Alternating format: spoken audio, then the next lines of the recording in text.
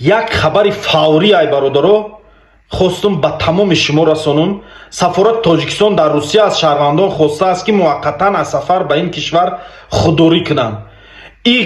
این خبر در صفحه فیسبوکی سفارت تاجیکستان برآمدگی.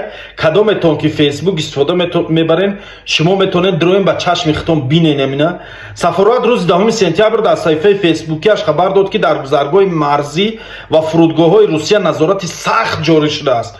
از این رو به شهروندان تاجیکستان توصیه میدهد که حالا به روسیه سفر نکنند. فهمیدین برادران؟ التماس مردم تاجیکی که در تاجیکستان قرار دارن و نیت دارن به شهرهای روسیه سفر کردن نگیرین بلیطتون حیف میشه میسوزه. یکی به حد نظارت و از بین رفت در سرحد در ایرپورت ها در گذرگاه ها اینمی روز همین خبر برآمدگی و همین روز نظارت جدی سر شدگی. برادرای